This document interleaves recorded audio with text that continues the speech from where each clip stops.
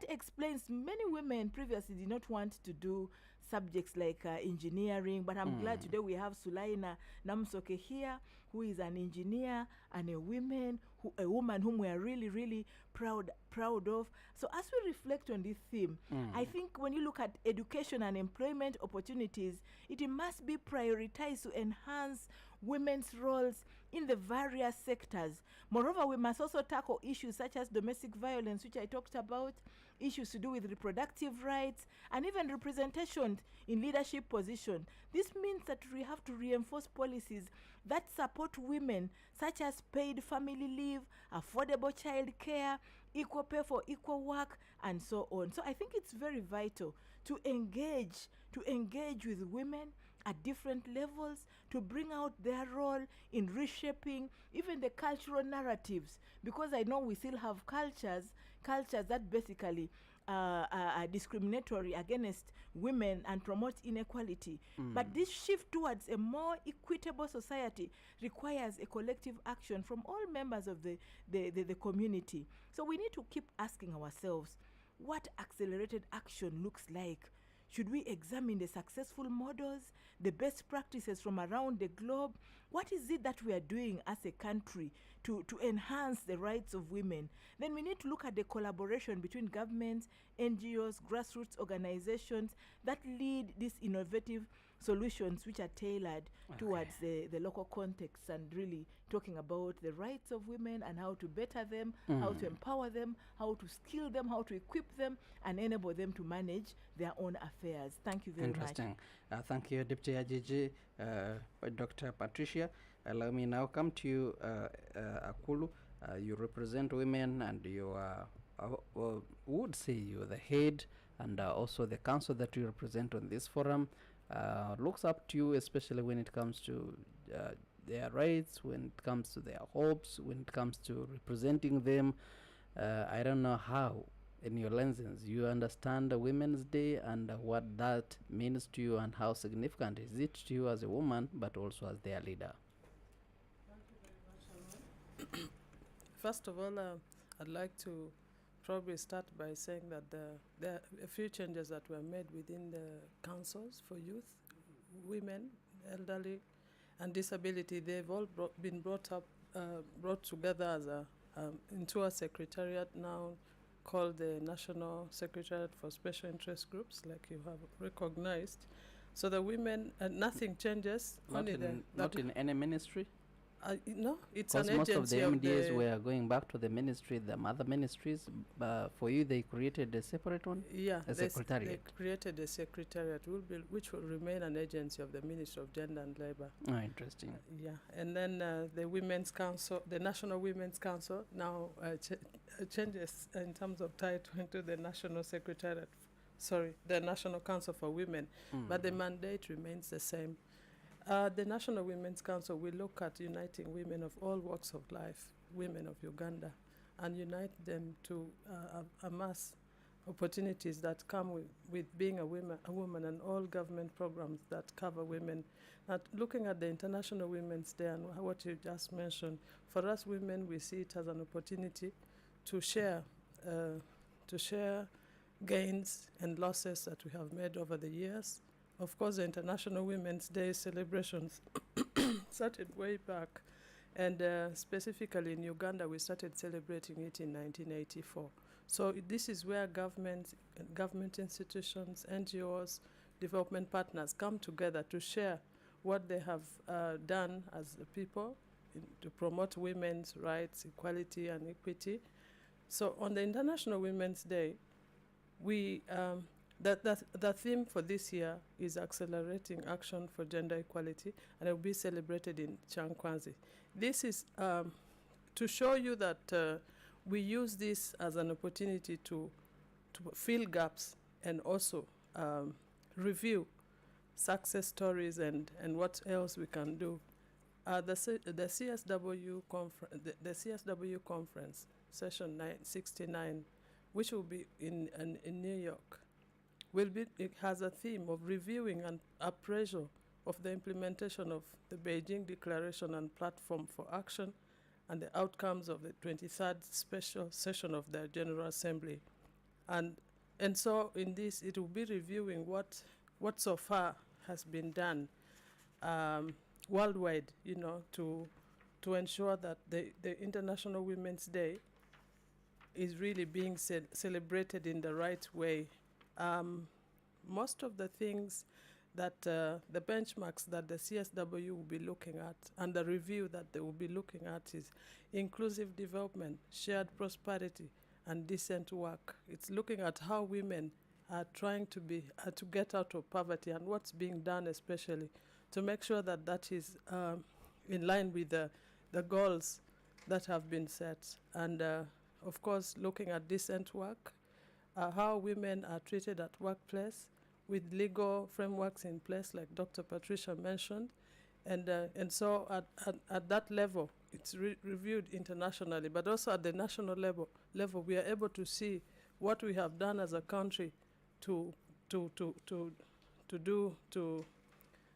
promote shared prosperity and decent work. Also, the other thing that will be reviewing will be promotion of gender equality and legal and policy reform and programs for decent work.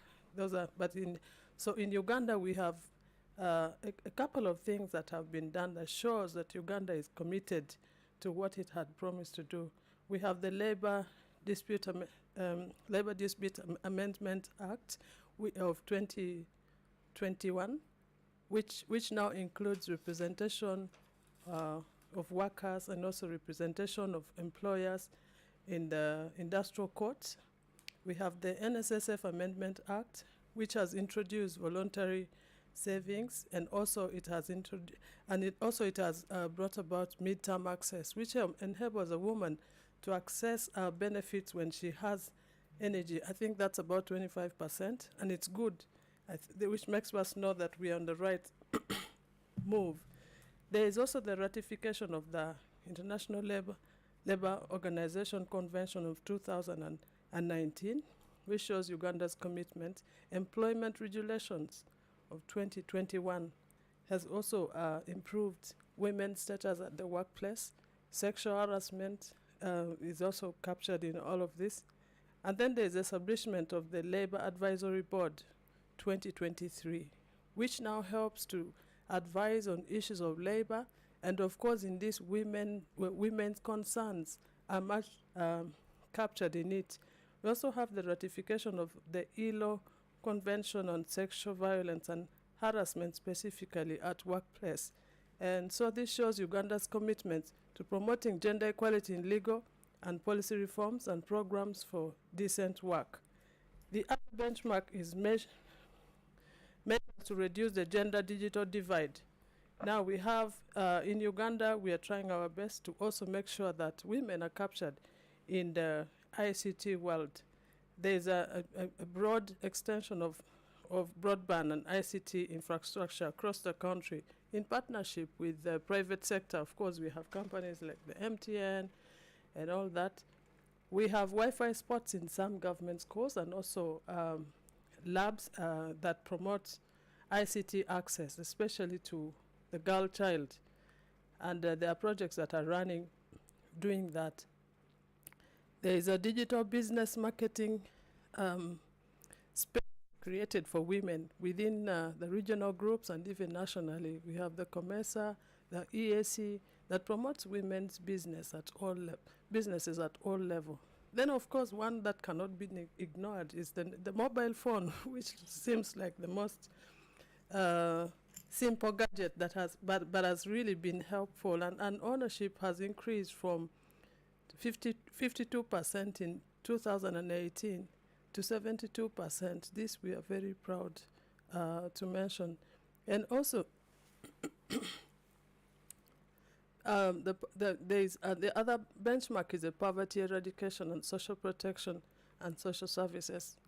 This has captured things like Uganda's effort towards improving this has been things like the PPDA Act of 2021 as amended, which has included special interest groups in the bidding processes of government, and also specifically women, youth, elderly, and disability groups have been allocated percentages in the procurement process, and also been able to to access these business opportunities within government spaces, which is a success story. By the way, when we talk of gender, people only think about women and men. When we talk about gender, we are talking about all these special interest groups that captured within the story. We have the WEP program and the Youth Livelihood program, which has been very helpful in promoting cash economy within the female population, and specifically 30% of youth who are female have access to this fund, and it's been specified. This shows a commitment on the side of government. We have the PDM, which has also specified women's percentage, which is 30%. We have the presidential initiative on wealth and job creation, which captures a lot more of women employees, and it gives an opportunity to women to learn skills and do business, you know. Then, of course, the GROW has already been mentioned. This specifically shows Uganda's commitment to promoting gender equality and improving the rights of women across board. Okay. Yeah. Interesting. Thank you so very much, Kulu. A lot more. I can't mention all of them, but I We are just going wanted to to have emphasize the fact that there's a great commitment towards that direction. Interesting. Allow me bring in engineer, the only engineer we have now. One of the most sectors where women have been participating, considering how it has been dominantly occupied by males. And we are glad now that we have at least a woman representing technologists, engineers, technicians, and so very many others. Proud to have you, Sulaina. Thank you so much, Awan. How does it feel to be an engineer? Of course, right these days it is normal. I'm a senior engineer with Ministry of Works and Transport. I've been there since 2012. And I've been actually surprised that she was with us, but she had never seen me, the deputy IGG. So that's how much it's interesting how women we can sit. Ministry, I worked there for 3 good years. I didn't ever see Sulaina, but they were hiding her somewhere in one of the regional offices. Okay, interesting. Interesting. Okay. So when you talk about accelerated action for gender equality, to us, we look at it as the urgent and strategic efforts taken to fast-track progress towards achieving gender equality in various spheres of the society, such as education, employment, healthcare, politics, and the social norms. We all know that what happens in our country and most of the other African countries, our culture, women, we are supposed to be doing, I'll say, lighter work. We are not expected to go out and explore. We should be doing mainly the unpaid for work, like cooking, cleaning. So being entrenched in those norms, it's really hard for it has been hard for most of the women to come out. So when you talk about this topic we have this time, for the theme for the International Women's Day, it is very interesting because it's really important to fast track and understand what is happening and how we are progressing. I'll take an example of us women in engineering. I'm here to represent the WET committee, which is women, lead engineers, technicians, and technologists. You find that most of the women we have, they're really struggling to work even when they're given spaces. And one of the major reasons it was attributed to our cultures. I'll go back to that. Even if a woman is given a task that requires to go to the field, for example, for a full month, she has to take care of the children, she has to take care of her husband. And our African men, most of them, they do not believe that they can help out so that they can support the women. And if these women are not supported, we can't have much for most of the engineers. We have very many engineers who have graduated, but they are sitting at home taking care of their children. And we are losing that resource. Women are very detailed and would have loved to work with them on engineering projects, but most of them are not supported and you don't find them working. So what are we saying? the key strategies to accelerated action to gender equality, though sometimes we love using equity instead of equality. We think the policy reforms and legislation should be strengthened. The government must implement and enforce policies that guarantee equal rights, protect against gender-based violence, ensure equal pay. If it's a woman, of course, she cannot work the same hours the man is going to work because she has some other work to do, like at home, but at least the pay should be equal. We should improve access to resources and education and health care. And all these should address the historical disadvantages and promote affirmative action. Just like what I had talked before, it is already entrenched, and we should try to educate our society to see how we can support our women, especially those ones in STEM and others. We also need education and awareness. Promoting gender-sensitive education is crucial. That's why you see for us and within UIPE, we keep making outreaches. We go to universities, to secondary schools to talk to these ladies, to tell them it's possible. You can do STEM and still be successful, because we have very many successful ladies who have moved on. We teach them how to juggle between family and work, how to balance the life, because we need all the spheres. We also look at economic empowerment. Facilitating women's access to entrepreneurship, decent work, leadership opportunities is essential for reducing the gender wealth gap. Most ladies have brilliant ideas, but they cannot bring them to life because they don't have the finances, and some of them don't even have property. They cannot even come out to speak, so they need that support. They need the empowerment. If you just give them some capital, most of them, and they're given space to perform, they're always excellent, because women naturally are detailed compared to men. We also look at the health and well-being of our women. Gender equality in health care involves ensuring both women and men have equal access to quality care. You find that most of the women, like these days, this is cross-cutting. You find them trying to push their bodies to do extraordinary things.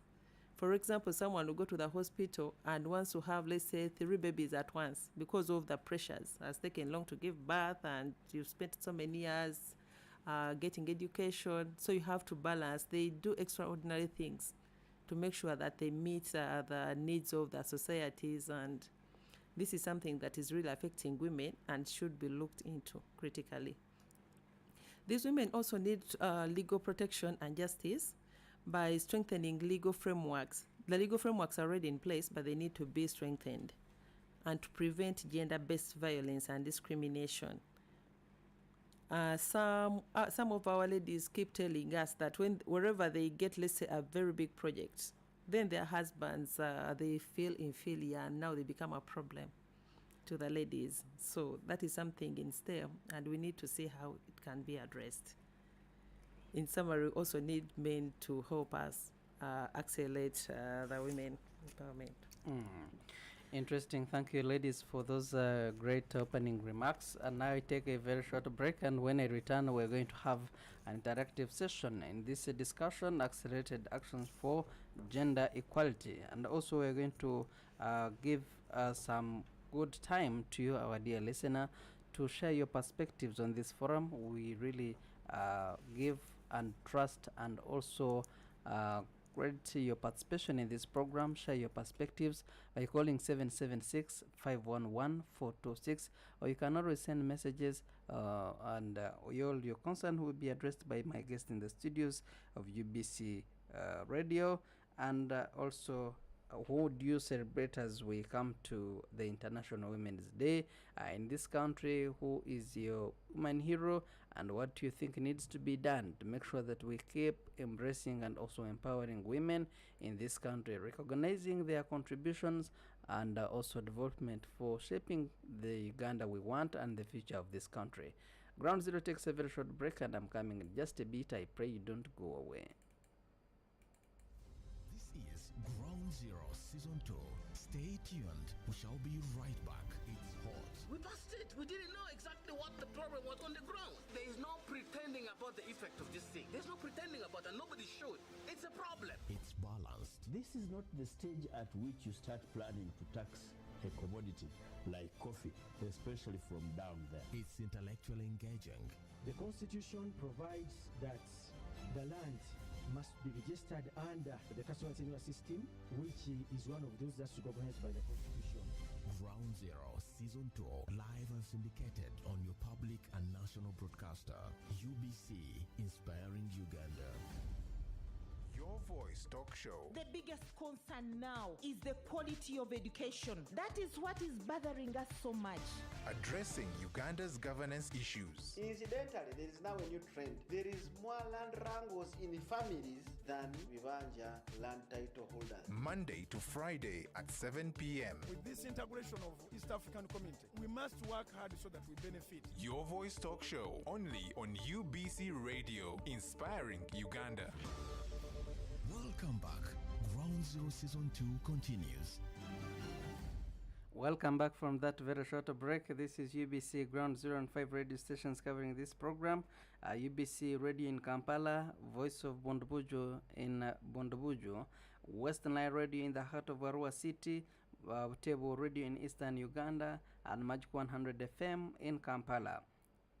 Accelerated action for gender equality is the topic that we are looking at today, and I do have a privilege and honor to have in the studios of UBC Emily Akulu is the Manager, National Council for Women, coming from the National Secretariat for Special Interest Groups, and Engineer Sulaina Namsoke is a member of Women in Engineering, Technicians and Technologists Committee from Uganda Institution of Professional Engineers, and also we have Dr. Patricia Chano Kiria is the Deputy Inspector General of Government, and Paide Amonotega is my name.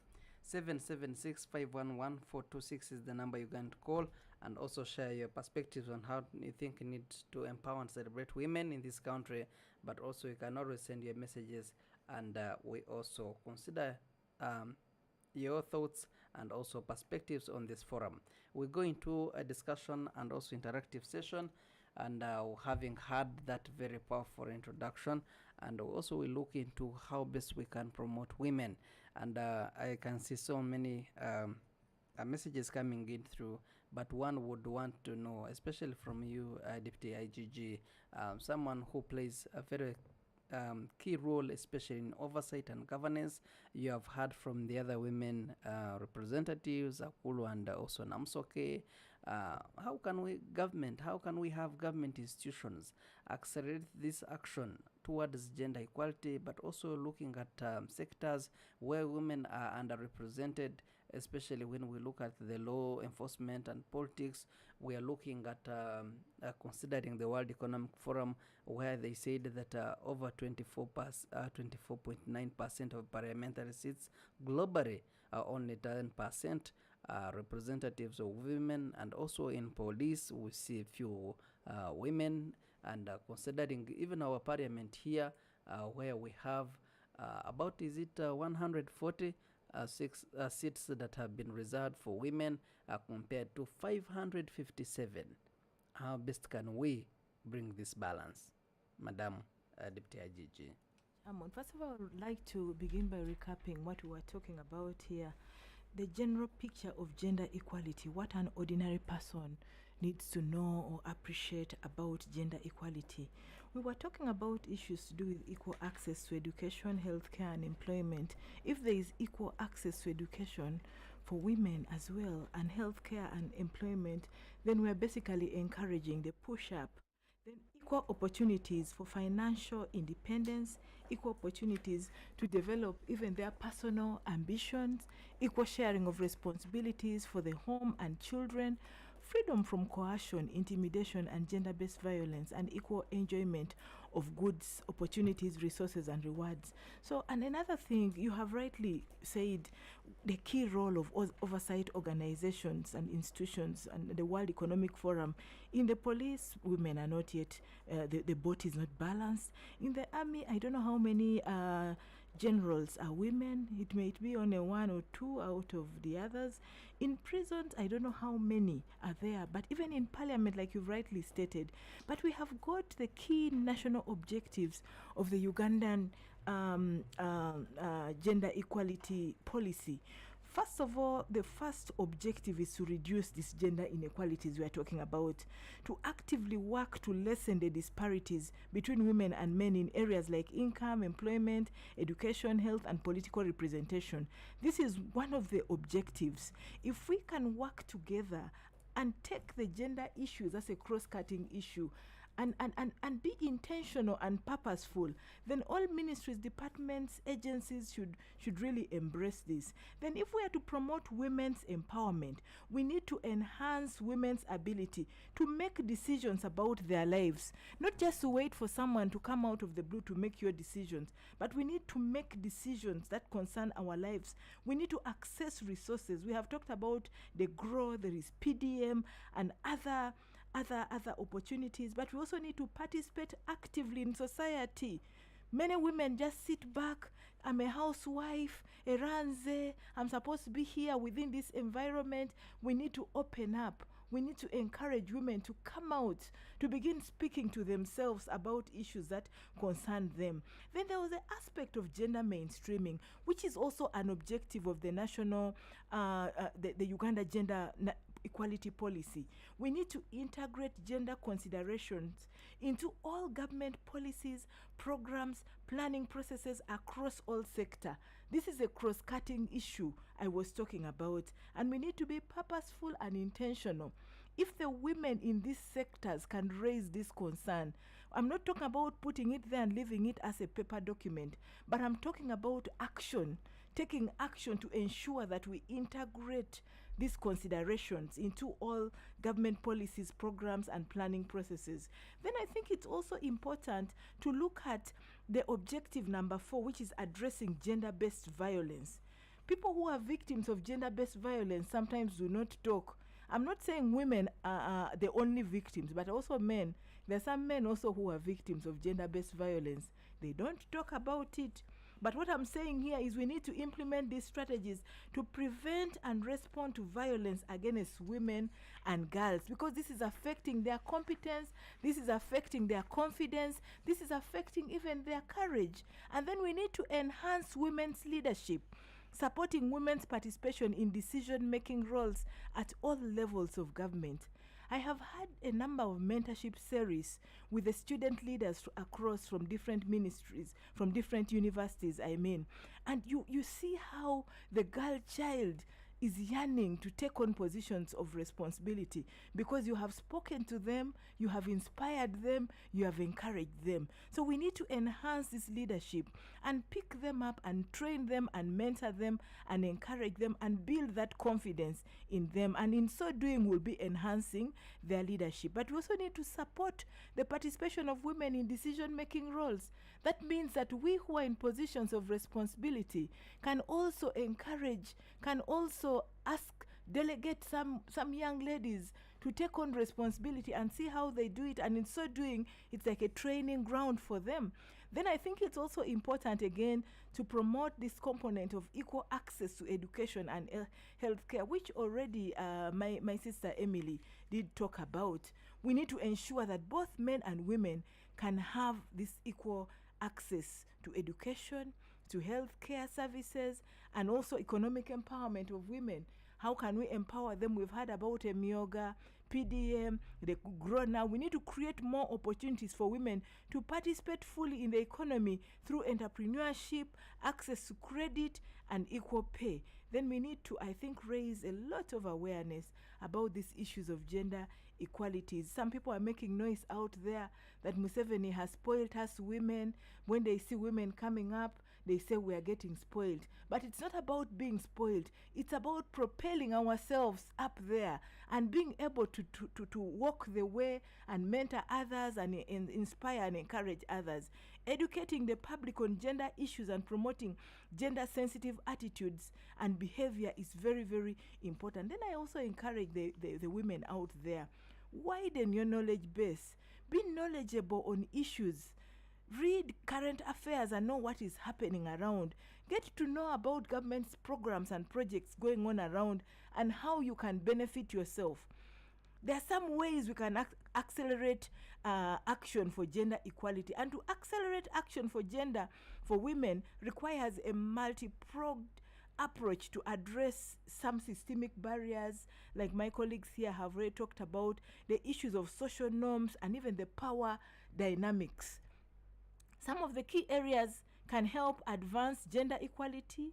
We need to, first of all, enforce the legal and policy reforms, and this is what I started with. The laws are there, but are we implementing them? If we have stronger legal protections, they will be key to enforce and strengthen the laws that promote gender equality, such as the issues of equal pay I was talking about, reproductive rights, and other protections against gender-based violence. And we need to ensure that the existing laws are fully implemented. We need to ensure that women's representation in decision-making processes is taken as a very critical issue. And then we also need to basically look at issues of economic empowerment, provide paid maternity and maternity leave, access to financial resources like we've already talked about, and so on. So I think there is a lot that we can do in this government of Uganda to empower women, to encourage women, to inspire women, and to propel women to greater heights, because women are dynamic, like Sulaina said.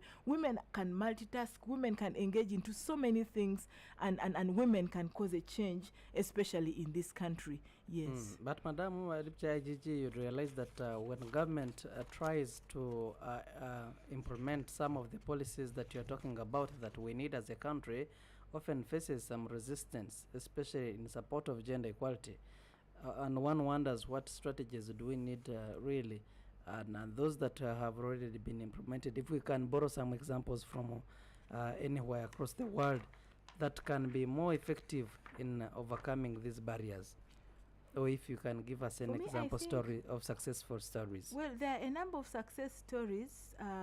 When you look at some of the support global movements which strengthen international and regional coalitions that promote women's rights and gender equality, they share resources, they share best practices across borders, and there are women who went for the Beijing platform and other conferences, and I've seen stories where it has worked, where there is best practice from the region, from sub-region, even internationally. But I think increased financial support for women-led organizations, which basically work at the grassroots, help to tackle inequality better, because they ensure sustainable and even the long-term change. Then the women need to speak to themselves, because sometimes they lack the confidence, sometimes they have been locked up or cocooned somewhere in a corner. But when they are encouraged, then they will build that confidence and they will come out clearly and be able to maximize their potential. But they need access to information, education, or even platforms that enable them to connect and collaborate even globally. But they also need to be intentional and purposeful. Speak to yourself and see what it is you can do. It could start with making that kabalagala, but that kabalagala can raise you and make you something else. We have seen people who start as a butcher, or start as someone who is roasting muchomo or roasting maize by the roadside, and today the person is owning a hardware. Of course, people in the village will say this person goes under the water, this person is doing witchcraft, but the person started small.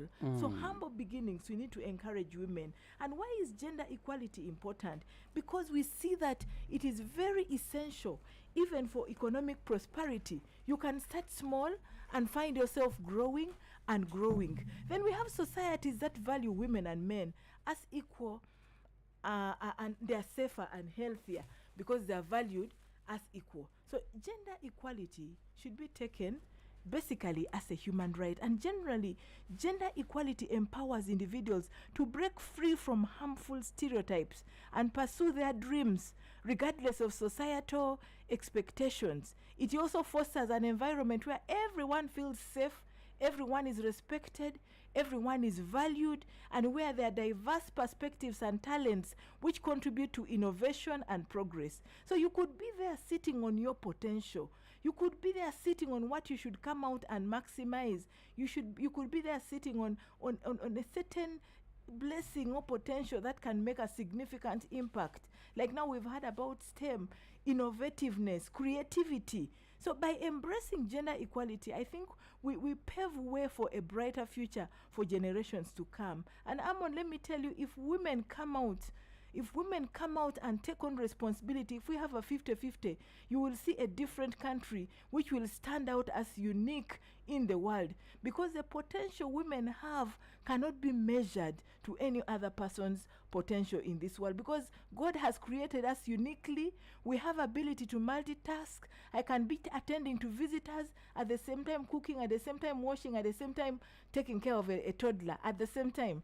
I can be performing government responsibilities at the same time doing several other responsibilities that are impactful to this nation. And I believe there are thousands of women out there who have got this capacity. So I think what we need to do is basically to encourage, to inspire, to mentor them, and to be able to bring them out so that we see this come out clearly. So I think that is basically what I would say with respect I to am that. glad that Dr. Patricia talked about mentoring and also well upbringing, and indeed to empower. It is not empower women and girl child.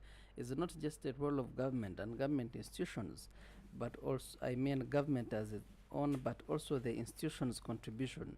And one wonders how the Women Council, the National Council for Women, what some programs that have established and initiated to make sure that you upbring and fight for the rights, but also empower and mentor the girl child to get the woman that we want. Thank you very much. Like I said before, the Women's Council works with a mission of uniting all women of Uganda so that they can be able to benefit from all opportunities that arrive for women. We do a lot of things. We also, we use the International Women's Day, like it's coming, to put across the cry and the prayer of women to the nation and to the international community in our speech as the National Council for Women. We do a lot of training for women leaders. Patricia mentioned something about women sitting and waiting for opportunities to come. But also the other thing is that women are also not cooperating. Sometimes you find that women are only competing. Women are in competition and are not looking at what the other woman on their side is doing. We at the National Council for Women, we emphasize that when you grow, know that there is another woman beside you, which could be a girl, which could be a child that's born today, and it could also be a woman that's struggling to sprout like a mushroom.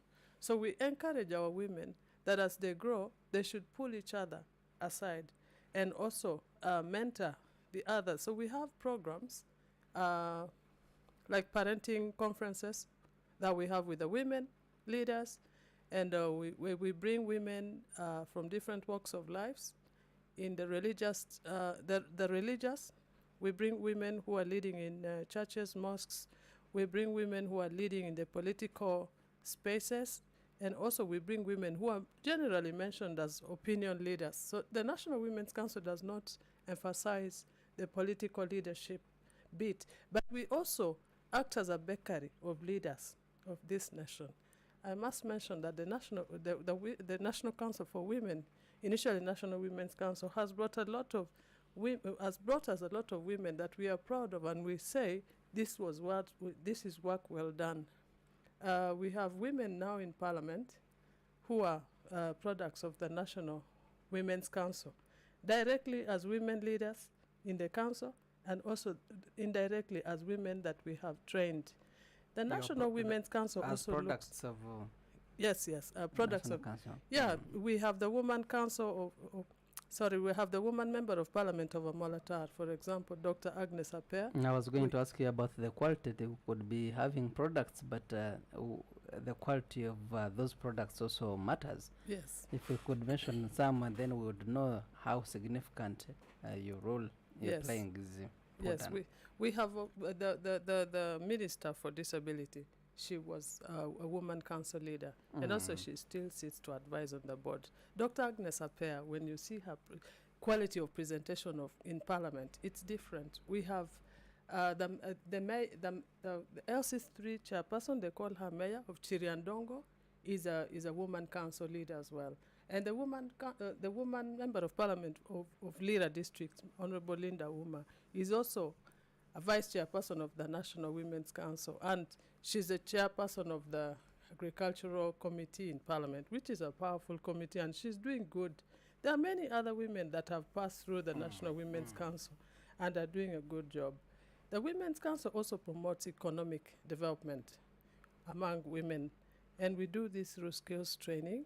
We also do it through entrepreneurial training, but most of all, the Women's Council does the hectic work of monitoring all programs that concern women. Now we have the WAPE, the YLPA, the GROW program, the yoga. The Women's Council is directly involved in monitoring to see that the women are rightly benefiting from the program, and also to make sure that the women, if there are those that need, that there are those funds that need to be recycled through paying back and other women can access. The Women's Council leaders encourage the women to do the right thing. The Women's Council leaders also are ex-official members of the District Council, and so they contribute directly in the council participation to make sure that gender issues are integrated in the budgeting and planning process of the districts. And also at the national level, we do this kind of advocacy. Amon, I wanted to give you at least, we have been talking, but people are not aware of the demographic figures of gender as we speak. First of all, it's right to note that women are more than men in Uganda, and so we have an opportunity to work as a group to amass what we have to amass. 51.6% of our population is female. And out of that, fertility, the national fertility rate is 4.5%. 7% of the adolescent youth between the ages of 10 to 19 have started childbearing, 5% of which have already had children, and 2% are pregnant. This gives us the concern that we need to take, that we have a big responsibility as women. And as National Women's Council, we move with information and messages, especially in the leadership programs and the women and the parenting seminars that we have with the women leaders, to sensitize them and to let them know that our population is at risk if we can have children ages of 10 having babies. So we have a lot of child mothers within our population. But also I must mention that as we go, we capture other government programs that assist women, like issues of health. We talk to women about the family planning programs. We talk about access to health facilities. And the women council leaders at the village level are secretaries for health. So we empower them with information to be able to let the population know what's at stake. Like when we had COVID, Amon, the Women's Council was very instrumental in sensitizing the population and protecting women who were going through a lot of domestic violence within their communities. And so in Uganda, the maternal mortality rate has reduced from 336 to 189 per 1,000 live births, which is an achievement. And we give this credit to organizations such as us who are able to move to the population and then sensitize women. We also have achieved in early child education. At least we have now 50.7% female going to attend early childhood centers. We have 49.6% of female in primary schools, and we have 54.4% of female achieving secondary education, which is one of the things that we go preaching as the National Council for Women. We say you educate a girl, you educate a nation. Actually, you empower one, you empower a whole nation. It's a message that we take out there to give confidence to the female population and also to encourage parents to encourage their girl children to go to school. The rate of sexual violence is still high. It's at 36% for those who are in marriages. And of course, those who have been in relationships, at least 45% of them have registered physical violence. The literacy rate is still a challenge in this country, but there is improvement. At least women have 72%. There's a difference of 5% with the male, which we also hope through our empowerment programs to continue encouraging the girl child to participate. That National Women's Council does not only give, like in terms of skilling facilities and equipment, like tailoring machines, like empowering them with skills to produce and to give and to have their own products. We also encourage women to storm the labor market in whichever form, not to wait until they are employed formally, but basically the employment rate among female is 33.1% as compared to 43.8%, which is a big margin. So we encourage the population and the workplaces to continue treating women the same way as they bring in the applications, and also the community to support women initiatives, women struggles, they call them hustles.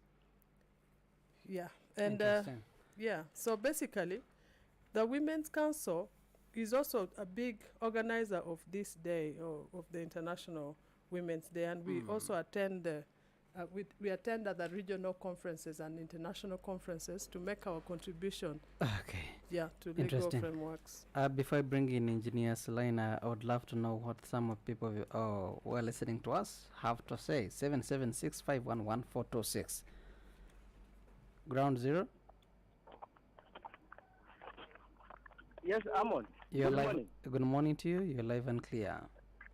Juma Busega. You're most welcome. Thank you. We call upon about gender equality. I have to minimize the common usage of politicizing every project the government taking to the community, whether they're giving to our women.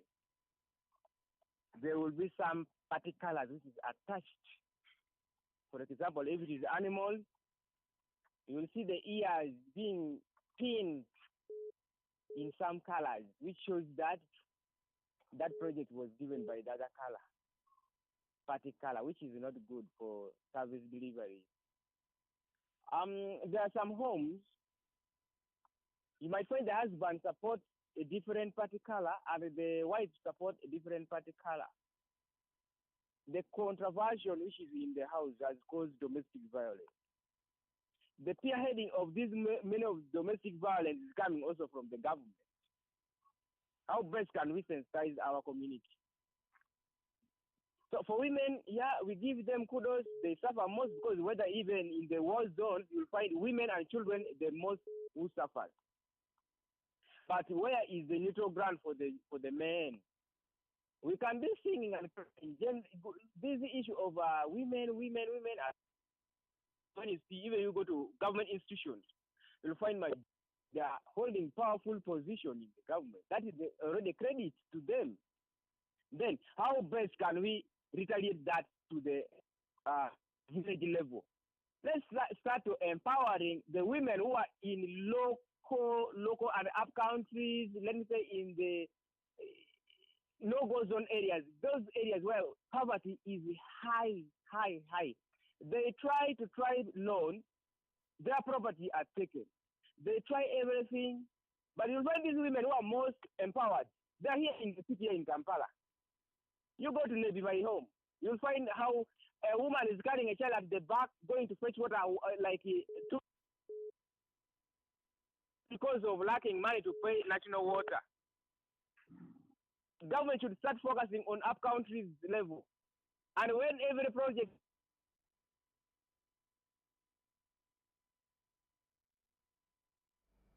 I think we lost your network. You perhaps need to call and also conclude on your point. But we do appreciate for your for sharing your thoughts and perspectives on the forum.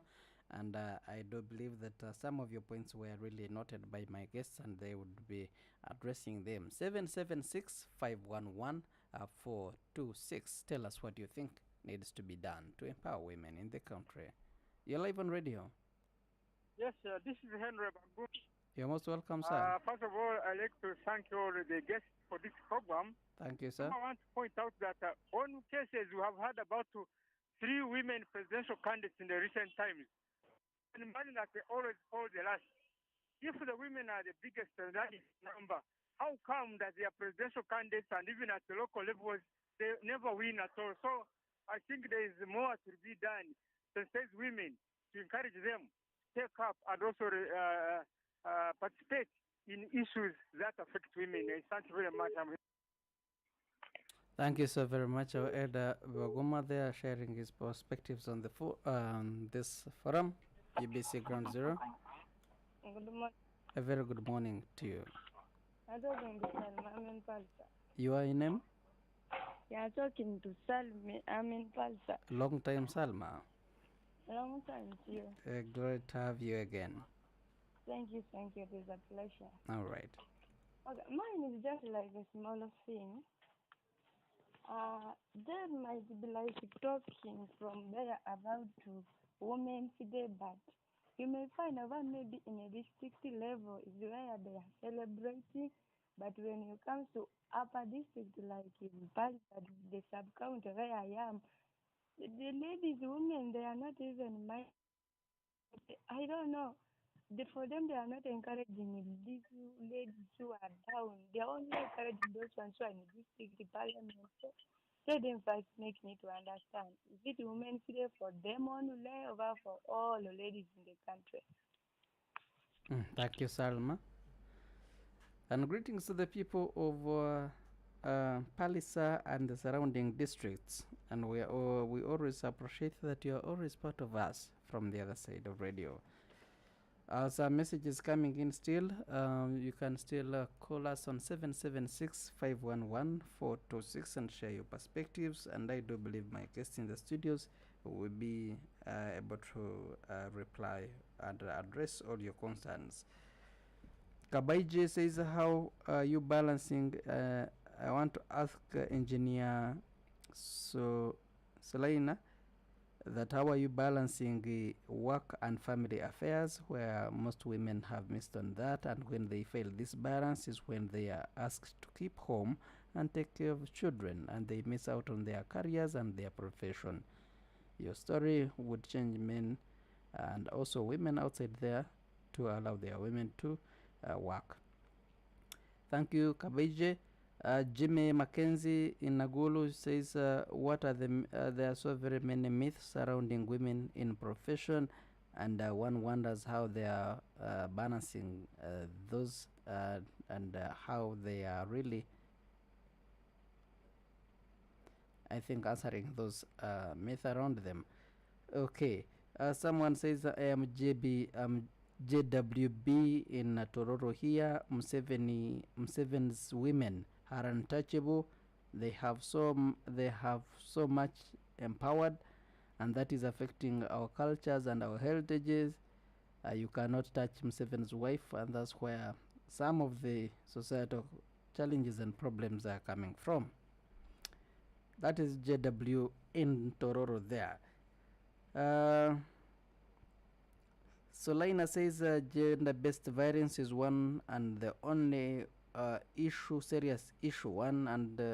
serious issue affecting women today, and it doesn't discriminate. Even the leaders and also the subordinates, and especially women in villages and towns, are all affected. I know one of the significant leader in the past who was a big figure in government, but when we reach home would be feeding or feeding, I don't know, but would be beaten and later affected her and stopped working. It was very significant in government. Okay. Someone says some of the government programs are not realistic, like GROW is not for women, all women as they claim. Some days ago we went to the bank and guess what, we were asked land titles and logbooks, and one imagines a project that has come to help an ordinary woman who owns land and also is driving. They need to this to fit the target women they always claim to be helping. Okay. Owen Obongi says, according to the recent released police crime report, 1,000 women are men are in prison, and not even a quarter of them are women. I want to commend women for not involving themselves in crimes that would take them inside. Maybe that answers the reason as to why we have more women outside in the country compared to women in the country. Okay. All right. That there are so very many men in the prisons, and that's why the number, you are outnumber them when it comes to the population. Interesting. I want to thank you, gentlemen. Keep posting and also sending your messages, and also calling on 776-511-426. Your perspectives, your concerns, and all ideas are going to be addressed by my guest in the studios of UBC. This is UBC Ground Zero. Allow me to take a very short break, and when I return, my guests will be addressing those concerns, but also we'll start with Salma. With Namsoke, especially how are you balancing work and also family affairs? Some people have failed to do that, and they have been asked to go home and take care of children. Perhaps your testimony is going to inspire so very many men to allow their women to work, but also women who have given up to go and work. I'm taking a very short break, and I'm returning in just a bit. I pray you don't go away. This is Ground Zero Season 2.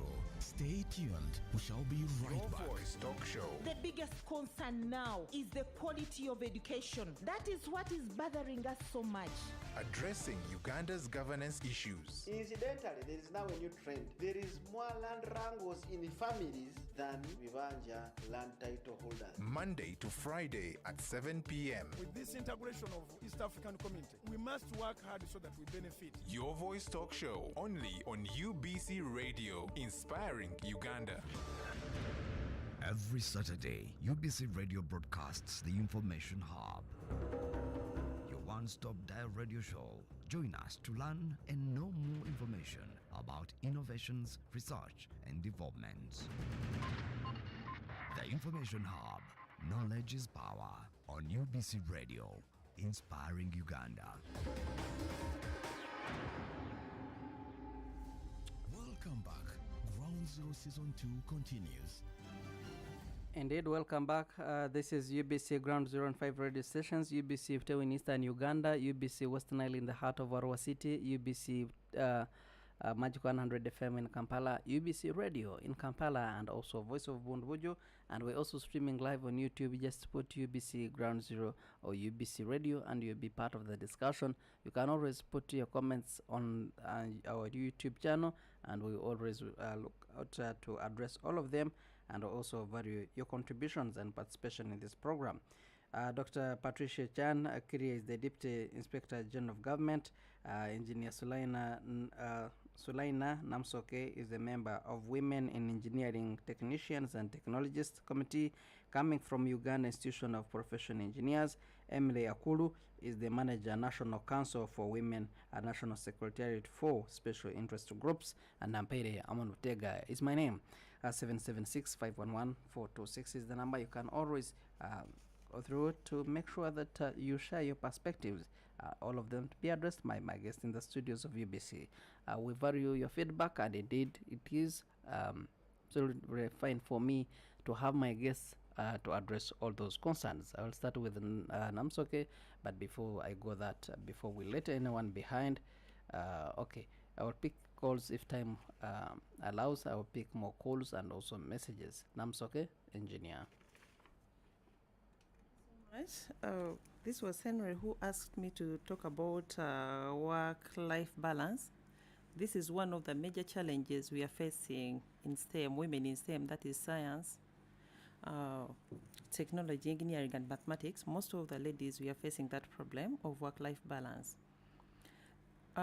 Since we are expected to have caring responsibilities, like many other parts of the world, women in Uganda are also expected to balance professional work with caring and household duties. You see that the demanding nature of engineering jobs with long working hours and inflexible schedules makes it very difficult for women to balance both work and the family and the life that is the woman herself.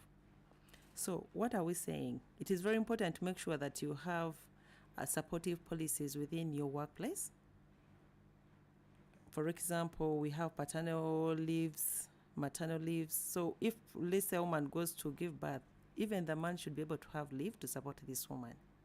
So for my case, like what the caller asked, how do I balance? First of all, I make sure that the communication between me and my partner is very open and effective.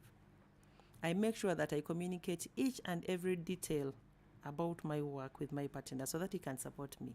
He should know the very sensitive projects I'm handling, the tasks I have at hand. Then we see how we can balance home. Because at the end of the day, when you retire, you'll go back home. So you also need that family. And again, you need a job. You also need to contribute to the country growth and economy. So you have to make sure that the communication is very effective. And secondly, you should make sure that you don't give someone reasons to doubt you. Like what someone was saying, if you're not transparent, you'll end up sitting home. Don't wait for your partner to ask you where you're going. Communicate before that so that you're open. And another thing that is helping me in person is that my workplace is really conducive and supportive. They always listen to us. We have the policies, yes. We are lacking in some areas, but on average, we are above 50. And I really appreciate that. That is one of the reasons that has really helped me to come up. And I won't say that I'm complaining. Basically, that's what I can say. I have to balance my life. I have time for my gym. I have time to take care of my children. I have time to take care of my husband. I have time to do my assignments because I do a proper plan and I know how to plan for my 24 hours in a day and know what to do within that 24 hours so that I cover up. And also my partner supports me very much and my workmates. Okay, but before I also let you go, there was also another concern, and which I remember you put it well in your introduction, especially bias, especially in education and how people perceive girls who are doing sciences. But that doesn't stop in school; it also graduates to workplace. People having bias about women, and also especially women in science. People think that an engineer or anyone, or a technician or anyone, for example, very few, and I've not even heard a woman climbing an electric pole, and those are some of the biases that we have. You as a person, how are you able to overcome such? Actually, it's that for us, we take the challenge as the social stigma and the gender norms we have. Because women in engineering often face the social stigma. As the profession, it is traditionally known that engineering is basically dominated by men. So coming up as an engineer, it is automatic and it's inbuilt that you'll get some resistance. Some employees won't even accept to employ you. For example, like you said, climbing poles. If I need an engineer to climb a pole, it will be very hard for someone to hire a lady. So that is known. Knowing that, you should know where your strength is and you capitalize on that. You capitalize on that and you make sure you bring in what is expected of you within your space. It's not that you should push limits and you carry you go and claim all the polls, but where necessary, we've claimed the polls. Women have done that. So it all starts with you. What can you do best? Can you push these limits? And what we normally tell our ladies, when you're pushing the limits, don't overdo it. Because at the end of the day, you remain a woman. You can never be a man. So you need to create that balance, and you know your space and where you can stop. Interesting. Adamakulu? Some of the concerns from our listeners there. Yeah, I will start with the ones that sound political. Somebody said all government programs are always tagged political, and they specifically gave an example of tagging animals with colors that look like political parties. And I'm saying now, if we go as far as scrutinizing colors tagged to animals that are meant for production, then we are losing our sight on. We are missing the main goal. I mean, you can the tags. I know they can be red, they can be blue, they can be pink, they can be yellow, they can be, all colors. So I beg that the population takes government programs seriously, and not put it in mind always that something is political about it. For example, I served in Karamoja, and I at my time, the World Food Program was distributing food and basic needs to the population, and they had all colors. They would say those who have yellow colors, come tomorrow on Monday. Those who have red colors, for you, you will be served on Wednesday. So those who have blue colors, maybe Sunday, like that. So colors are just meant for program identification and probably to separate between services. So it's got nothing to do with the political bit. Somebody also said presidential candidates of Uganda never pass, especially those who are female, that women don't support, that how come?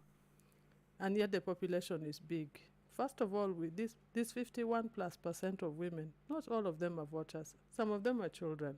Secondly, it's not like, it's not exactly that when you're many and you're women, now you have to rally behind a woman and say this time we are sending a woman. It's true that gender empowerment has taken place, economic and leadership.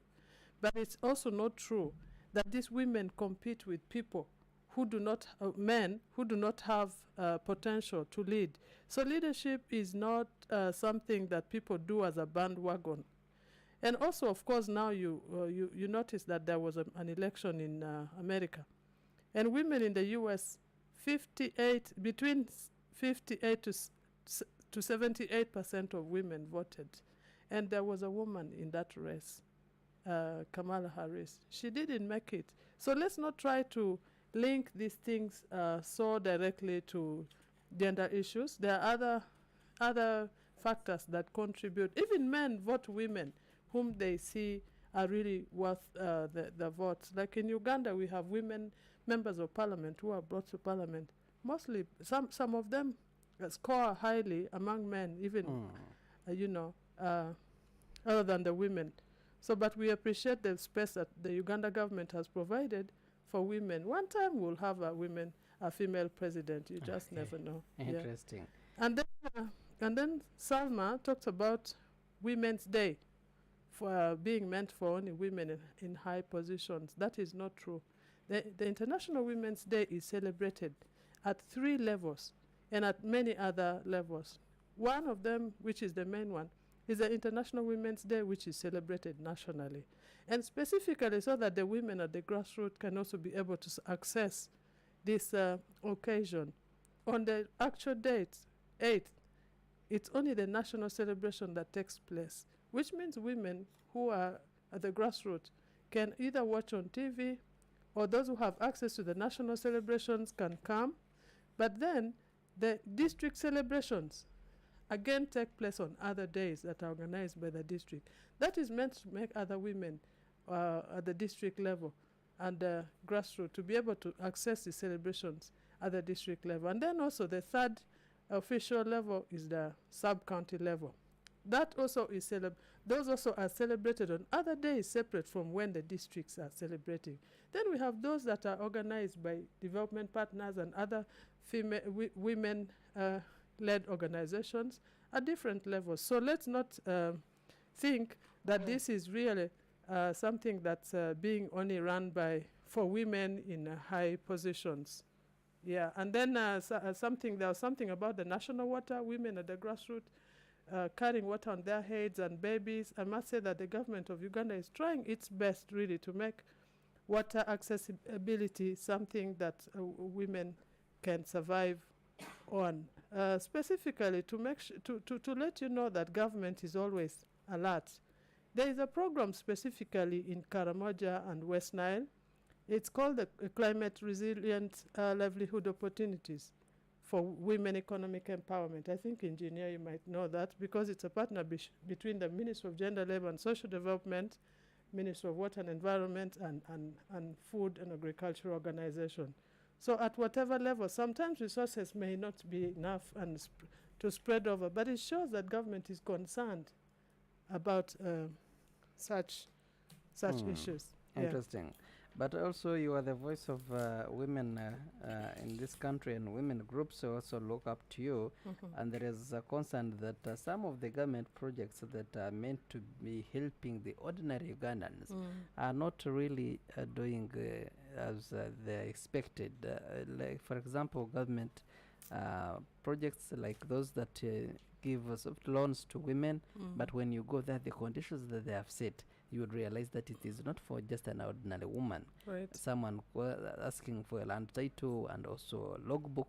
By the time you bring such projects, maybe they should be tagged that they are not to help an ordinary Ugandan, but a certain group of women. Okay, let me clear that, Amon. I have mentioned a number of programs. Also, Dr. Patricia has been mentioning some of them. We have different programs for women doing different things. Like we have programs that cater for the poorest of the poor, like the GROW program. That caters for women really from the village level. And they're guaranteed by groupings. They're in groups of 30, and they're able to access loans and guarantee them, and access the GROW program fund and guarantee themselves. We have programs like UWEP that gives women money from the tune of 5 to 10 or even 14 million shillings. But the women gather in the groups of between 1 to 5. Initially it was 1 up to 10 and even 15. These women also guarantee themselves as women entrepreneurs. And so for recovery purposes, it's easier to do this. Now, the GROW program, there's been a big misconception with the GROW program. The GROW is looking at raising women from the micro level to the macro level. And the GROW program targets individuals and institutions for those that need empowerment. Now, the GROW program targets individuals, and it gives money between 4 million to 200 million. Now, women are mistaking this to be to operate like the other programs. Between you and me, Amon, it's very risky to give an individual person 4 million shillings, 100 million shillings without security. I think the GROW has only made it good for the women not to be able to go through the hectic banking systems, and also so the women can access cheaper loans and within a short period of time. So this has to be cleared, and I'm sure that the ministry needs to really do a lot more sensitization on this, because I think when people heard of the GROW program and they heard of the $217 million, they just said money has come. Okay. But you have noticed that there were programs like Ntandikwa that came sometime, and money was given, it was not paid back. So that's the reason. The amount is a little bit more, and it's an individual beneficial program. Thank you, Akulu. So very many messages still coming in, but time is not on our side. But I cannot let these ones really.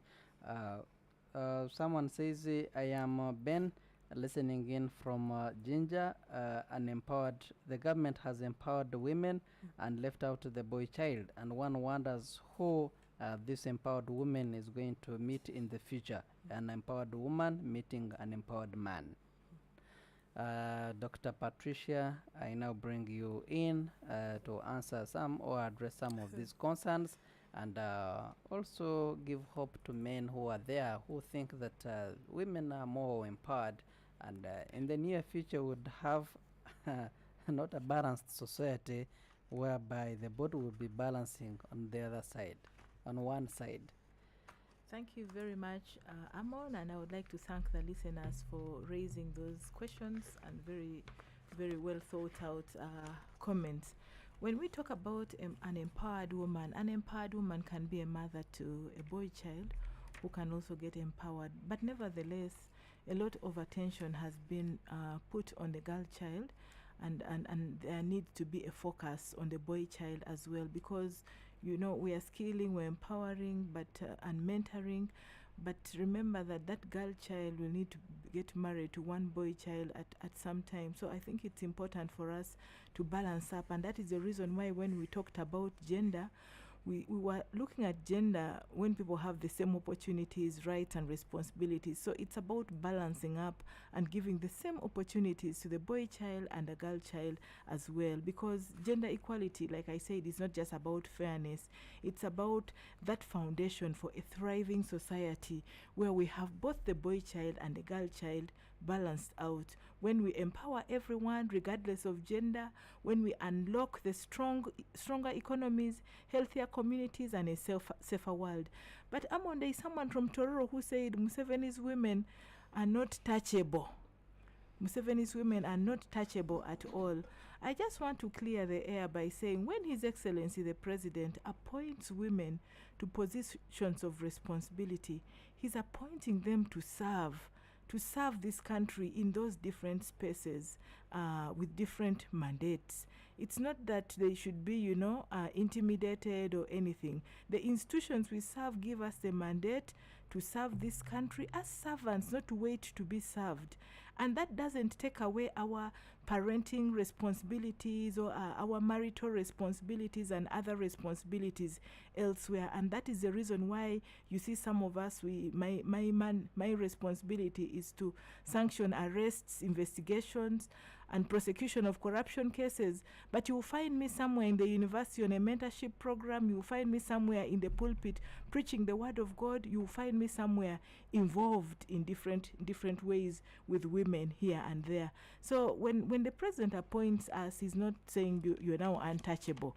He's just giving us responsibility to serve this country and to serve it better. So for me, my message to the men and women out there, especially when we come to this International Women's Day, let us commit not only to speaking about gender equality, but also to taking meaningful steps towards achieving it.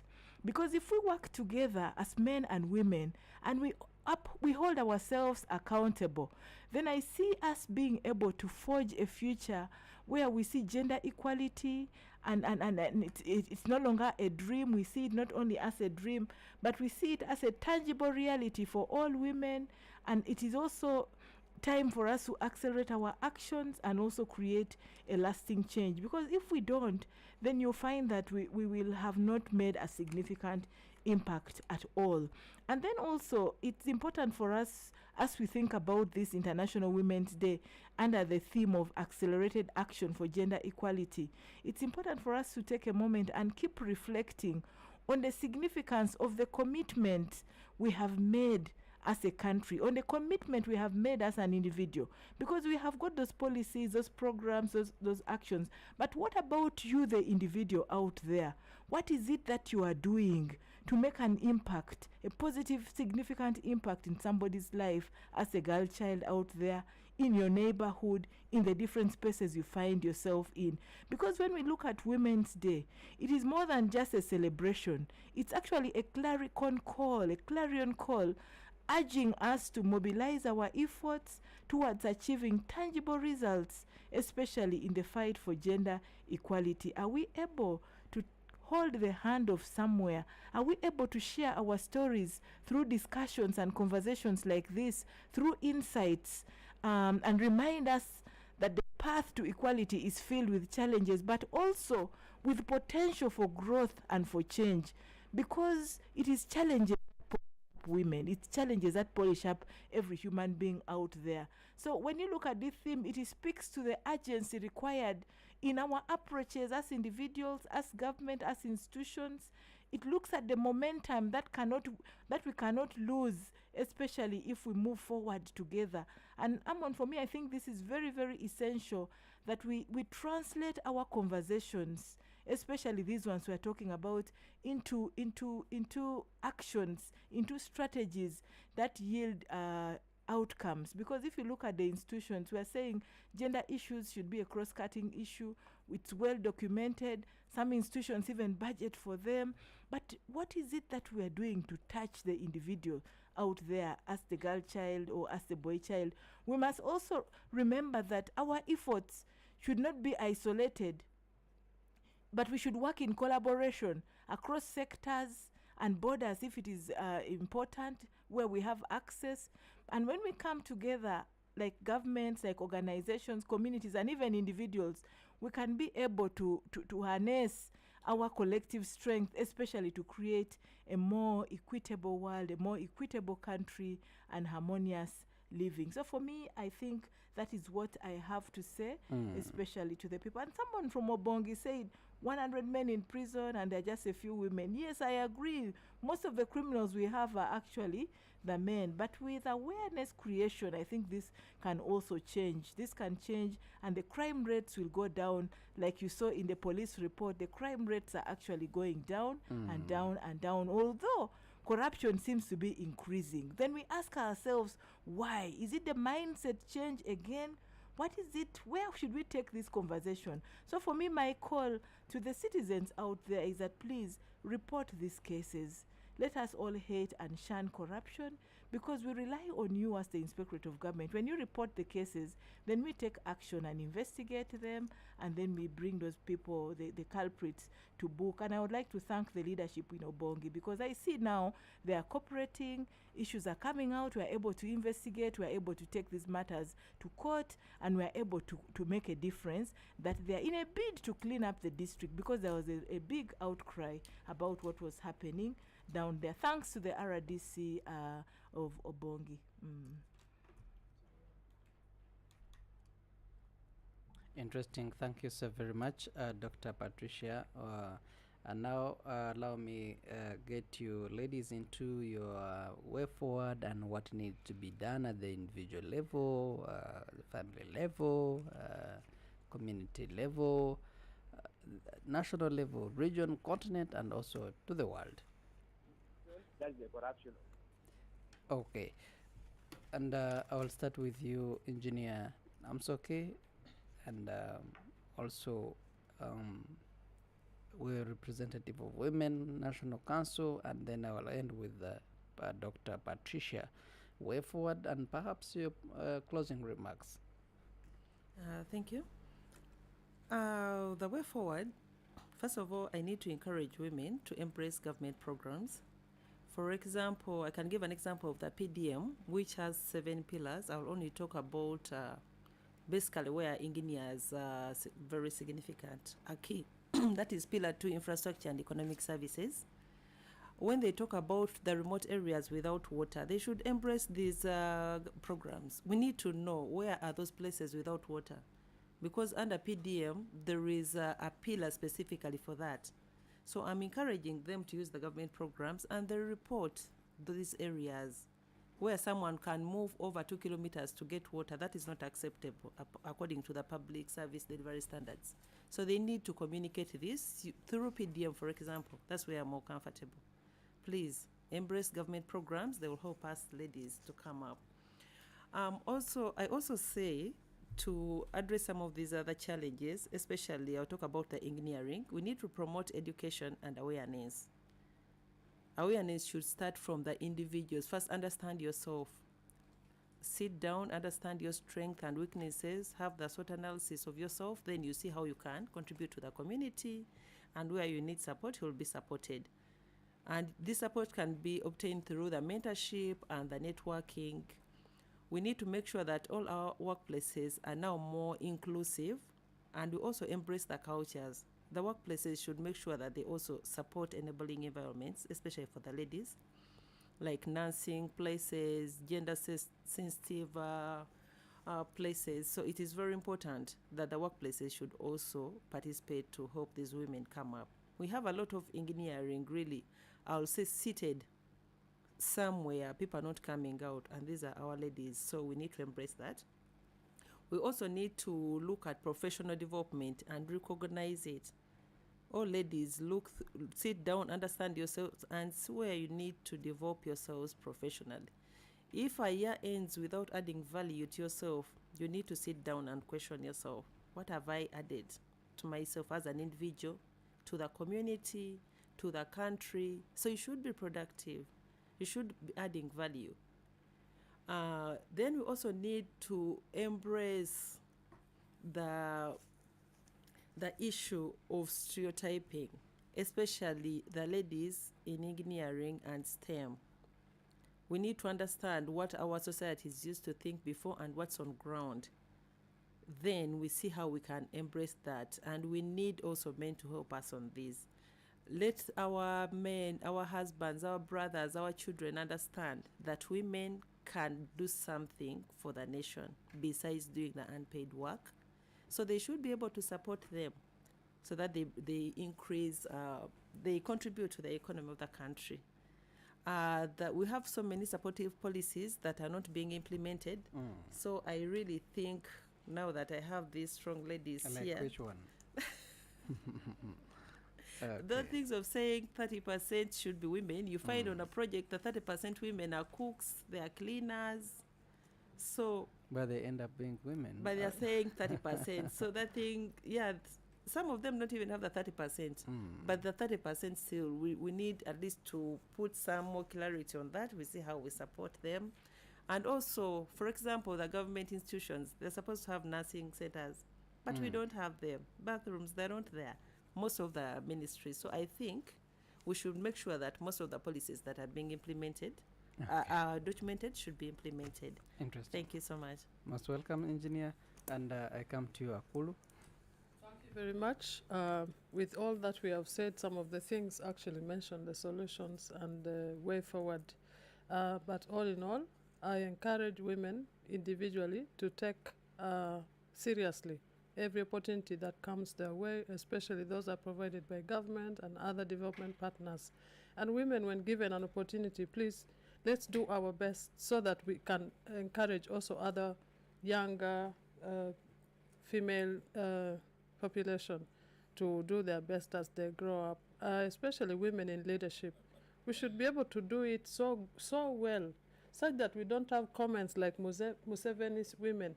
And that comment of Museveni's women goes even down. It's one of the reasons that people use to justify domestic violence. They say, hey, you are behaving like that because you know Museveni protects you.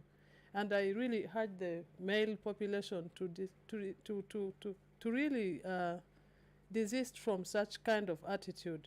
If Museveni's government has provided safe space for women, we should respect it. In the same way, in the same vein, women should do their best so that it doesn't look like an umbrella to cover up what a woman is doing that's not proper. And also to say, those of us who have been given opportunities to serve should do it in a way that we also pull other women with us so that we can have ourselves in big numbers. What engineer was talking about is women in the boardroom, women on the table. When you say 30% and then, most of them are casual laborers, it means that women's voices are still not being heard. At the government level, I encourage the government of Uganda and all our development partners to continue doing their best for the women, to continue introducing new programs and improve those that are not yet in good shape. It's a learning process all the way, and the women population we appreciate. And that government should continue to commit and to national frameworks and international treaties and frameworks that protect women, and also follow the recommendations of such legal documents so that women can be able to have their spaces as so much desired. And of course, Uganda as a government is concentrating a lot on STEM right now, and we are hopeful that with time to come, women will be much placed appropriately. And I also invite the women population to get interested in the legal frameworks that we have, to know their rights, to know programs that are meant for them, because it can't be a one way all the time that somebody comes and tells you, let's get into the culture of getting interested in what is good for the women. The documents out there that are lying, and women are making mistakes and men are making mistakes, and all of us. But if we know this, then it makes us a better and a more promising population. Thank you. Thank you so very much, Dr. Patricia. Thank you, Amon. I would like to agree entirely with my colleagues, Emily Akulo and Engineer Sulaina Namsoke. And in closing, I would like to pledge that as women, to accelerate our commitment to gender equality and to act with intention, and let us inspire those around us to join this critical journey, because together we can forge a future where equality is actually being experienced. And specifically on the International Women's Day, I would like to remind each of you women of Uganda out there of your incredible strength and resilience, because you are powerful agents of change in this country. Breaking barriers and inspiring others with your courage will make a significant impact. So let us embrace our uniqueness as women, pursue your passions, and never underestimate the impact you can make in this country, because I know that together we can rise, we can uplift one another and forge path towards a brighter future. And also, women out there, remember that your voice matters and your dreams are valid. So keep pushing forward. Fierce women, today and every day, let us celebrate you and the possibilities that lie ahead. Let this celebration not only end at International Women's Day, but it should be a continuous celebration. So may God bless you as you celebrate this International Women's Day. But remember, keep rising, keep getting strong and stronger. Widen your knowledge base, keep widening your skills as well, and keep touching the lives of those around you. Have a pleasant day ahead, and may God bless you. Indeed, God bless you too, ladies, for making time to come through for this very program. And I realize from the response and feedback we got from our listeners on the other side of radio, we are indeed inspiring, informing, and educating the population and the people of Uganda. Accelerated action for gender equality is the topic we had for 2 hours discussion today with the ladies that made it to the studios. Emily Akulu is the manager, National Council for Women, National Secretariat for Special Interest Groups. Thank you so much, and God bless you. Engineer Sulaina Namsoke is a member of Women in Engineering Technicians and Technologists Committee, coming from Uganda Institution of Professional Engineers. Thank you, and God bless you for making it to UBC Ground Zero today. And we also want to thank you, Dr. Patricia Cha Forum. I want to thank you also, our dear listener, for making UBC radios your favorite radio stations, but most importantly, Ground Zero as your favorite radio program. We are here because we know that you are there. With you and with the rest of the Ugandans, we can develop Uganda together and shape the future that we want for this country. Many programs are coming your way on UBC Butebo, on Western Nile Radio, on Voice of Bundubujo, and Magic 100 FM, and George Ngobi is coming your way on UBC Radio with On the Journey. From me and the team, it is Happy International Women's Day for God and my country. I'm Pede Amon of Tega. Allow me now to sign out. That was Ground Zero Season 2, a production of Uganda Broadcasting Corporation, UBC, inspiring Uganda. It's hot. We passed it. We didn't know exactly what the problem was on the ground. There is no pretending about the effect of this thing. There's no pretending about it. Nobody should. It's a problem. It's balanced. This is not the stage at which you start planning to tax a commodity like coffee, especially from down there. It's intellectually engaging.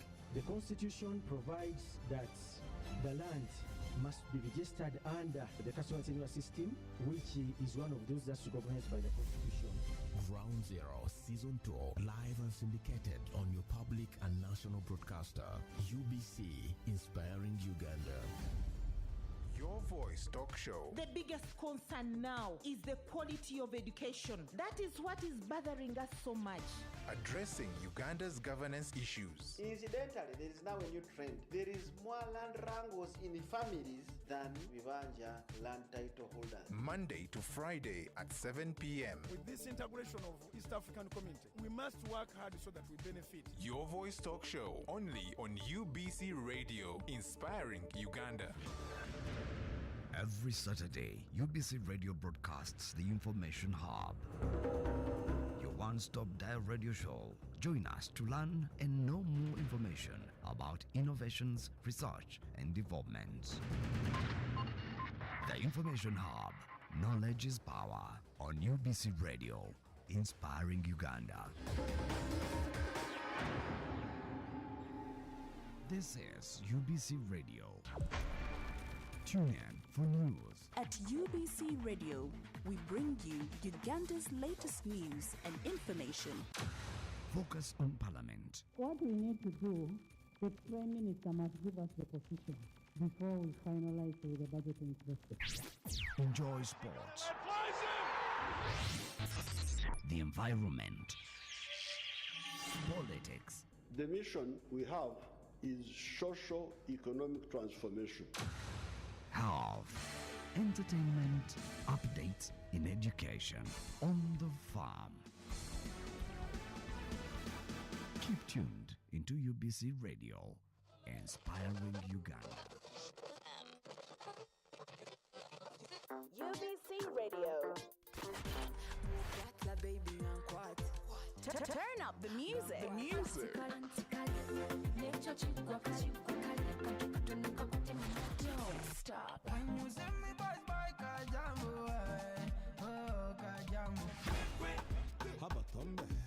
No one does it like UBC Radio. On UBC Radio. The hits just keep on coming.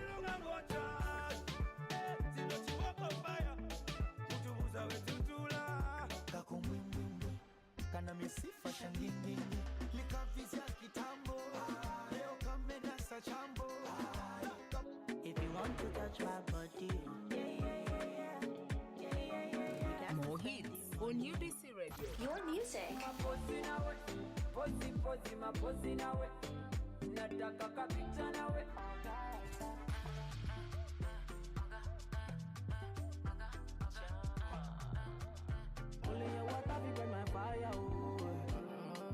On UBC Radio, we play music of your choice, day in, day out. We got more hits for you, so stay tuned.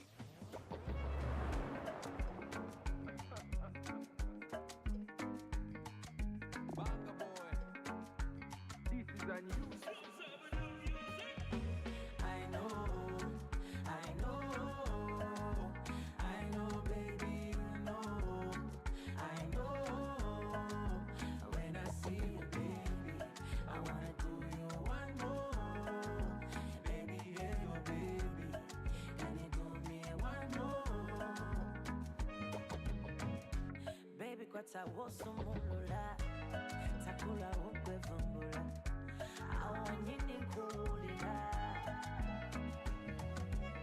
sukali yanoga chayi wamata nomya sita gwegwefata kitwale bimakamfata mboya labi walota kila siku nakupenda nataka kukuona usoni tena on a daily, homology wa ususa now. Every day getting better. Don't wanna miss any face again.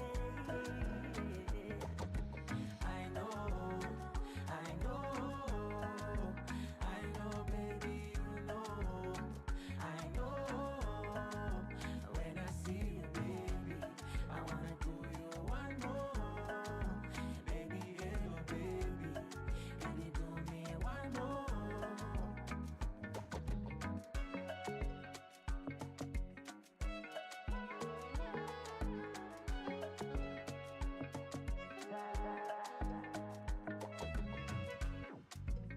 so bado tukole activity. Eyo, mo late night meeting. Sabula yingiro fefete. Obujiji bule so bunkeke. Twala 50 nange 50. Ne wonzi twala zona msila dicte. Omutonzi yako ayo gifted. Oh we mama ze. Kwekwe na lota. Kila siku nakupenda. Nataka kukuona usoni tena. On a daily. It must be the China can't leave you alone. Those are your nyash when you call for my phone. Not the cologne, smell my pheromones. And you rubber double do it like the baboon. Teba mani bamboos and kwagazashi. Bidi bidi siba moka mwanga kaswachi. Tight when you wine, feel like a message. Once you come down, tumbos and watching. I know, baby.